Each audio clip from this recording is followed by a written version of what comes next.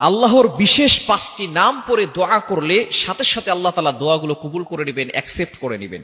আমরা অনেকেই দোয়া করি কিন্তু দোয়া কবুল হয় না। এরকম অনেক মানুষ আমাদের কাছে অবজেকশন করে বলে, হুজুর এতবার দোয়া করছি দোয়া কবুল হচ্ছে না।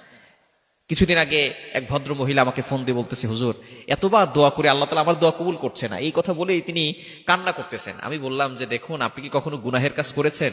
বলে হ্যাঁ, গুনাহের কাজ তো সবাই করে। আমি বললাম, যখন আপনি গুনাহের কাজ করেছেন তখন তো আল্লাহ তাআলা সাথে সাথে আপনাকে গজব দিয়ে ধ্বংস করে দেয় নাই। তো আপনি কতদিন ধরে দোয়া করছেন? বলে 2-3 মাস। বলে 2-3 মাস দোয়া করেই আপনি পাচ্ছেন না বলেই আপনি হতাশ হয়ে যাচ্ছেন? হতাশ হবেন না, আপনি আল্লাহর উপর ভরসা রাখেন। মুমিন ব্যক্তি দোয়া করলে আল্লাহ তাআলা দোয়া কবুল করেন। আপনি যখন গুনাহের কাজ করেছেন তখন তো সাথে সাথে আল্লাহ গজব দিয়ে ধ্বংস করে নাই। সুতরাং এখন আপনি বিপদে পড়ে আল্লাহর কাছে চাইছেন আর পান না, এই জন্যই আপনি হতাশ হয়ে যাচ্ছেন। এরকম হতাশ হবেন না, আপনি আল্লাহর উপর ভরসা রাখেন। এজন্য দোয়া কবুলের জন্য কিছু শর্ত আছে, কিছু নিয়ম রয়েছে। হারাম খেলে কিন্তু দোয়া কবুল হয় না। আপনি আল্লাহর প্রতি একই না রেখে যদি দোয়া করেন তাহলে সেই দোয়া কবুল হবে না। আল্লাহর প্রতি ট্রাস্ট, আল্লাহর প্রতি বিশ্বাস আপনার থাকতে হবে যে না, আমার রব আমাকে দিবেন, আমার রব আমাকে সৃষ্টি করেছেন, আমি সেই রবের বান্দা, সেই রবের বান্দি, আমার রব আমাকে দিবেন, আমার রব চাইলে সবকিছু করতে পারেন। এরকম ইয়াকিন, বিশ্বাস আপনার কাছে থাকতে হবে।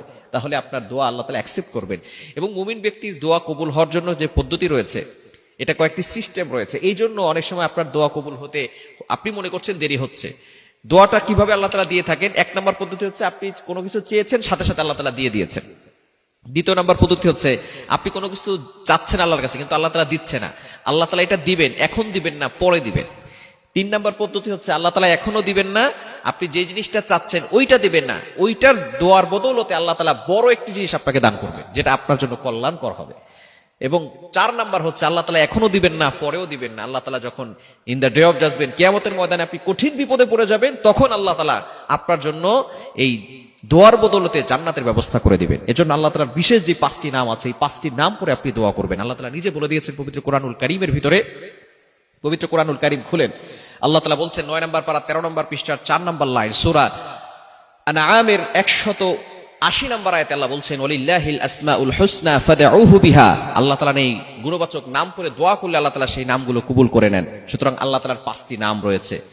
এই 5টি নামের ভিতরে 1 নাম্বার হচ্ছে ইয়া আল্লাহু, 2 নাম্বার হচ্ছে ইয়া রহমান, 3 নাম্বার হচ্ছে ইয়া রহিম, এবং 4 নাম্বার হচ্ছে ইয়া হাইয়ু, 5 নাম্বার হচ্ছে ইয়া কাইয়ুম। এই 5টি নাম করে যদি আপনি দোয়া করতে পারেন, সূরা বাকারা 255 নম্বর আয়াত 3 নম্বর পারার 1 নম্বর পৃষ্ঠার 8-9 নম্বর লাইনগুলোতে সূরা বাকারার 255 নম্বর আয়াতের শুরু দিকে 2টা নাম রয়েছে, আল হাইয়ুল কাইয়ুম।